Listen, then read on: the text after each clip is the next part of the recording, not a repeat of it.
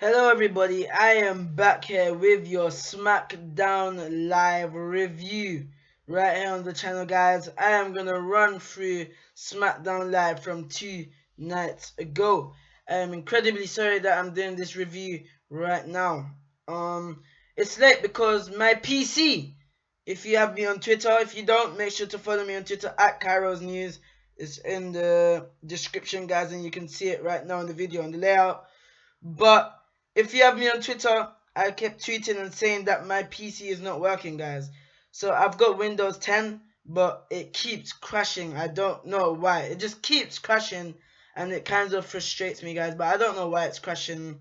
I'm going to need to get it sorted out, because soon I'm going to have to make a video and announce that I'm not going to upload a few videos for a while, because I need to reset the laptop. I need to download everything back I have again, because everything I have right now on the channel that you're seeing is all downloaded. It's all set up, guys. So I think I'm going to definitely have to reset it soon, because it just keeps crashing. It's just not working as it's supposed to, guys. So tonight, last night SmackDown Live, 2 nights ago SmackDown Live was pretty decent. It was pretty decent. Oh yeah, before I get started with the review, me and Ali's WWE, make sure to subscribe to him. We are doing our Universe Mode draft very soon. I think it's expected to be on February the 18th or 19th of February, guys. I'll make like a trailer about that.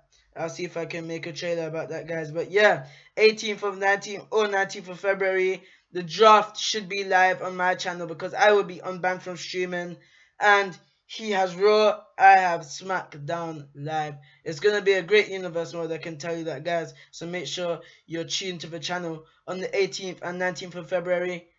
Tomorrow, Talk is Cheap will be uploaded, guys. I got a lot of news for you all. So, 2 nights ago, I had SmackDown Live was from Seattle.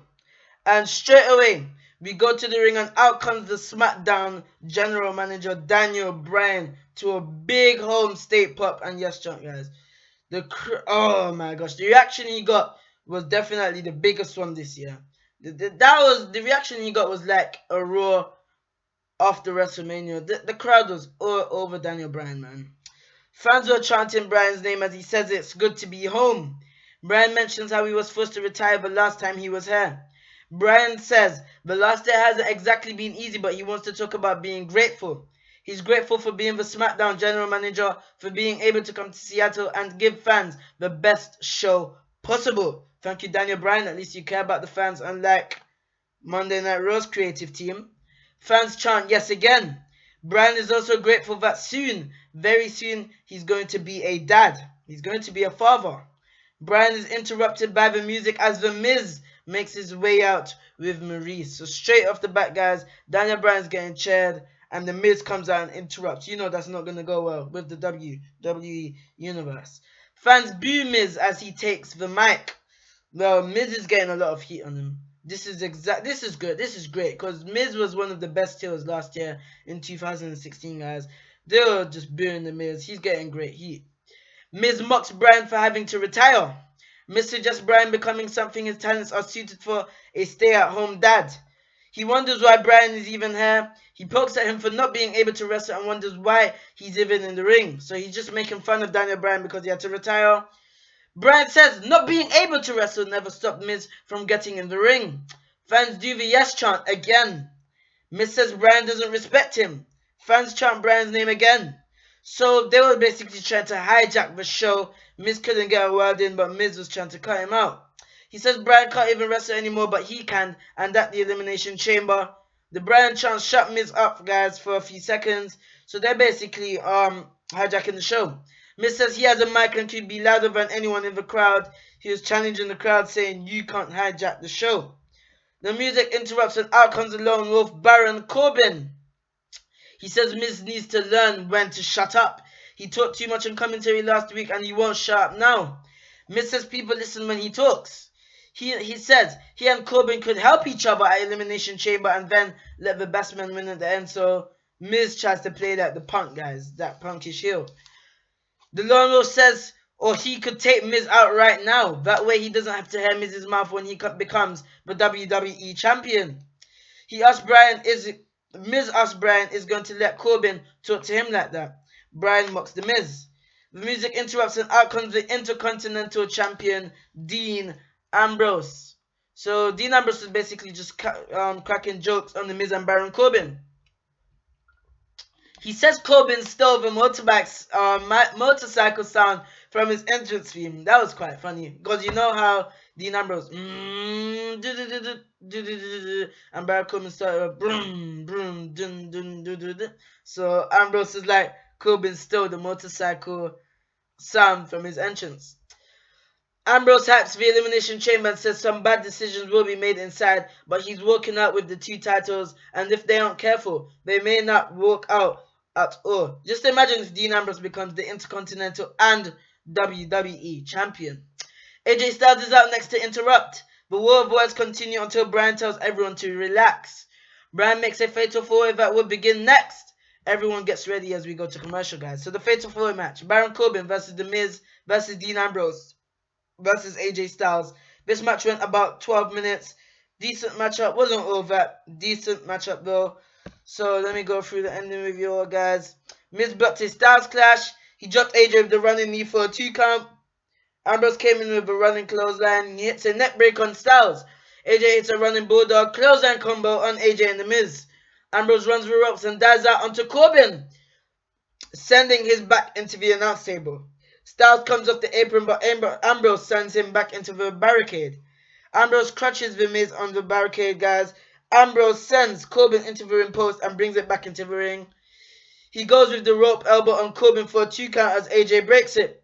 He blocks Dirty D's and ducks the lunatic lariat. AJ with the moonsault into a reverse DDT on Ambrose, but Miz breaks a pin. Beautiful move. I don't know how Styles does that moonsault. Guys, springboard moonsault into the reverse DDT. Just amazing. Amazing wrestler AJ Styles is. He goes for the skull crusher finale, but AJ counters. He hits a phenomenal forearm on the Miz. Maurice pulls Miz to safety as AJ goes for the win. Corbin takes advantage of the distraction and hits a sloppy end of days. Styles didn't sell it well, but recovered at the end on AJ for the win. Instantly. Big. I know Baron Corbin isn't going to win at the Elimination Chamber, guys. But wow. Baron Corbin. They're really trying to push Baron Corbin. He pinned AJ Styles in this fatal 4-way and he won the matchup. After the match, Corbin stands tall as we get hyped for the chamber match on Sunday. He stands tall over AJ as his music plays. We announced plug for WWE Network, guys. Still to come is the first ever dual contract signing with Naomi, Alexa Bliss, Becky Lynch, and Mickie James. Back from the break, and Luke Harper is backstage. He says Randy Orton stole his family and he's a liar. Harper has been the snake in the grass far too long, but he knows how to fix it. Harper says cutting the head off the Viper is too easy. He wants to hurt Orton. He wants Orton to feel pain. Harper says Orton will be eliminated at the Elimination Chamber. So this initially was a challenge to Randy Orton, which he later on did accept in the show. So Tom Phillips is at ringside, guys. He's got Natalya and Nikki Bella via satellite. So they were half and half. They were half and half, guys. They had the interview. So they kept it that they can't be together because obviously we're going to see eruption. They're being kept separate because of how heated their feud is. Tom asks if they can become friends after this is over. Nikki says the Natty she knew and loved is dead to her. Natalya says they were never friends and Nikki doesn't have friends. She has followers and an army of people that work with her to make her look good. Natalya says they will have their work cut out for them after Sunday because there's no amount of makeup to hide what she will do to her at the Elimination Chamber. Great by Natalya. I love heel Natty. So she's saying it doesn't matter how much makeup Nikki has, guys, because she will be the damage she's gonna inflict on Natalya won't matter. Natalya goes on and Nikki cuts her off. Nikki says Natalya is becoming the crazy cat lady. I don't know if that was supposed to be funny, but it wasn't. She says Natalya used to have respect around her, but she's just bitter now. Natalya fires back and says Nikki will be on the shelf after Sunday with her pregnant sister and will realize that she'll never have her own baby.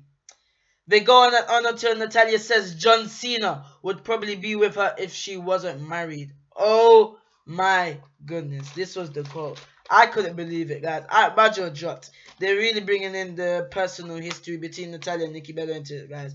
Nikki walks out. She's like disgusted. She walked out. Natalya has her own smash. Next match was Dolph Ziggler versus Baron Corbin. Dolph Ziggler versus Apollo Crews. This match went about 6 minutes. Glad to see Apollo, probably less. Glad to see Apollo Crews. He's actually involved with something on SmackDown Live. So it's back and forth, guys. Ziggler counts up for an early super kick, but Crews rolls him up for the quick win. Apollo Crews won the match. So what do you think Dolph Ziggler does, guys? This new Dolph Ziggler, the heel Dolph Ziggler. He loses the match. He's frustrated, guys. So drops Crews and he gets a chair. Steel chair, guys. He just attacks Crews with the steel chair. He raises the chair again with Kalisto's music hits and he comes out. He unloads on Ziggler and goes for Salida del Sol, but gets crushed on the top rope. Ziggler grabs the chair and smacks Kalisto on the back while he's crushed on the top. This is amazing. So Kalisto was in between, guys, sat on the top rope, and Dolph Ziggler smacked the chair across him. Brutal by Ziggler. I'm loving heel Ziggler. So he delivered another shot to Crews, and he walks out. He just walks out. So they keep on hyping up the first ever dual contract signing. Back from the break, and the SmackDown general manager, Daniel Bryan, approached Ziggler backstage. Ziggler says he's leaving and goes on to brag about how he can take Crews and Kalisto on at the same time and beat them.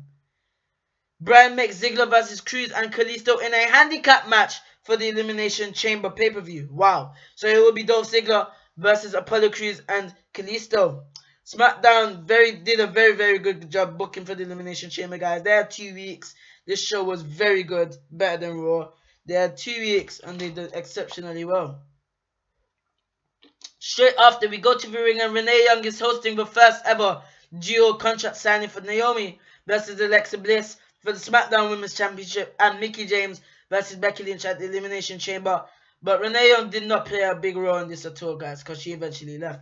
Mickie and the SmackDown Women's Champion are out first, followed by Lynch and then Naomi. Mickie cuts Renee off early on to put herself and Bliss over. She says that she has more experience than everyone in the ring combined, which is definitely true. Mickie knocks Renee for doing a journalist cosplay thing and dismisses her from the ring. So I'm happy that Renee Young was not involved in this. Give your woman the spotlight. Mickie talks about how the division was built on her success, accusing Becky of trying to erase her past and take credit for the women's revolution. Mickie says she's waited for 7 long years, about 7 years of rage that's built up inside of her, to come back and get the credit she deserves. Mickie says on Sunday she's going to prove she created the women's division and prove she created Becky.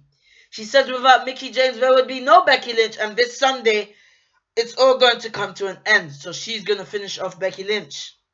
She says the reinvention of Mickie James starts with the destruction of Becky Lynch, guys. Mickie signs a contract and has words with Becky. And wow, Mickie James just sounds so convincing on the mic. She sounds great. She sounds like a very good heel, man.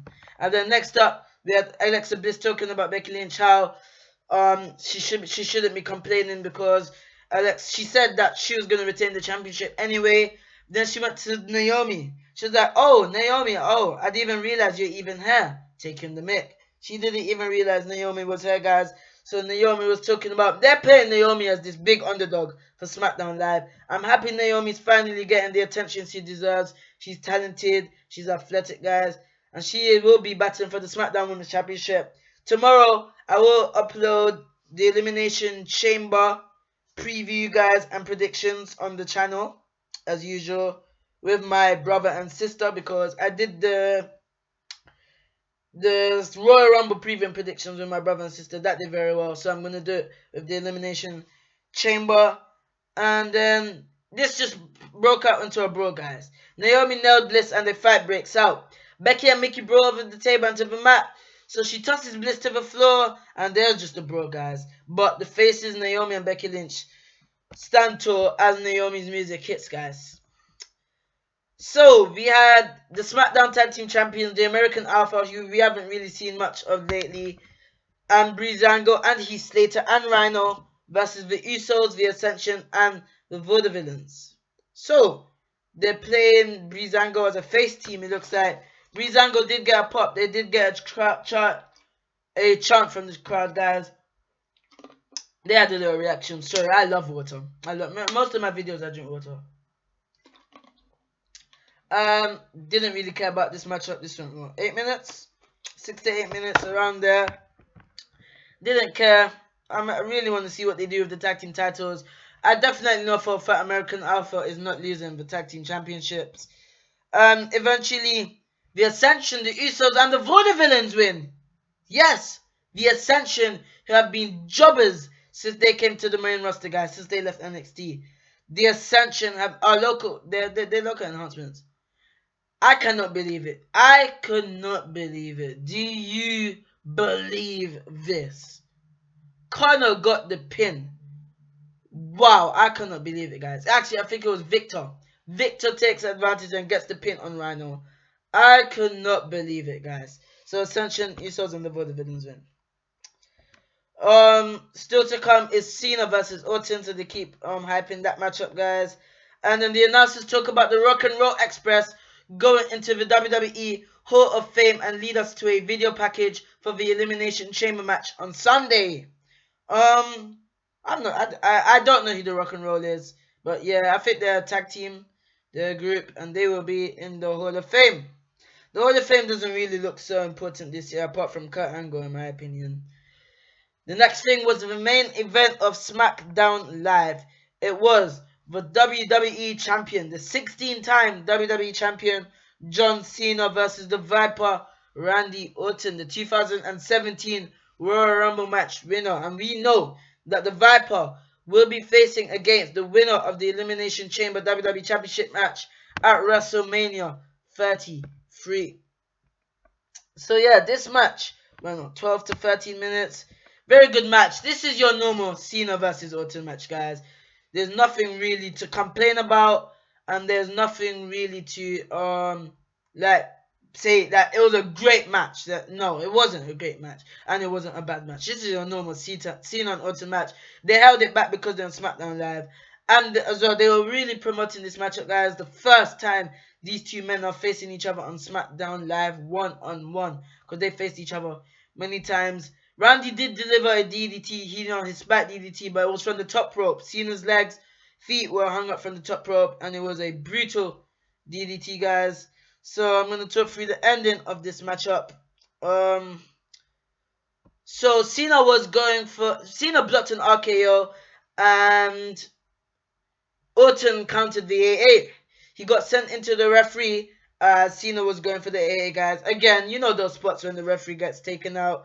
Bray gets into the ring because the referee's taken out, and he unloads on Cena. They double team Cena as fans boo. Cena blocks his sister Abigail and clotheslines Orton. Wyatt hits sister Abigail and Cena.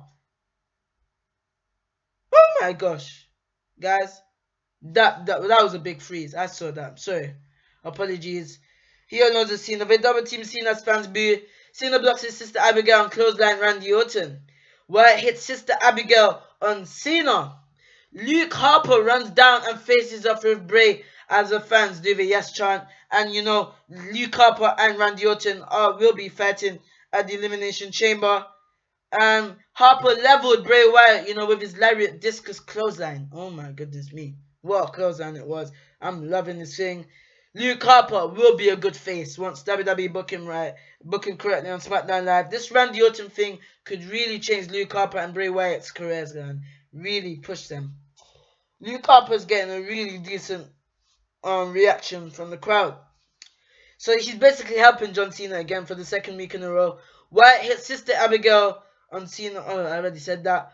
So Harper kicks Wyatt out of the ring. He turns around and blocks the RKO from Orton. Cena steps in and hits the AA on Orton as Harper leaves. So the referee gets straight back into the ring. All of a sudden he recovers when Cena hits the AA.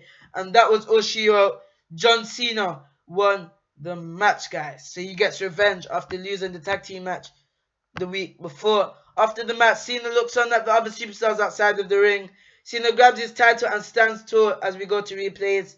SmackDown goes off the air with Cena celebrating as they continue to get hype for the Elimination Chamber on Sunday, guys. So yeah, this was the Elimination Chamber go home show on SmackDown Live. They had only 2 weeks to build, and guess what? This was a very good show, very entertaining. This 2-hour platform is working very well for SmackDown Live, guys. So this is it. I will see you tomorrow for Talk is Cheap episode 5, and I will see you for the Elimination Chamber preview and predictions with my brother and sister, guys. Thank you for watching. Make sure to leave a thumbs up, and if you haven't already, make sure to click that subscribe button and click the bell to never miss another upload. I'll see you on the next one.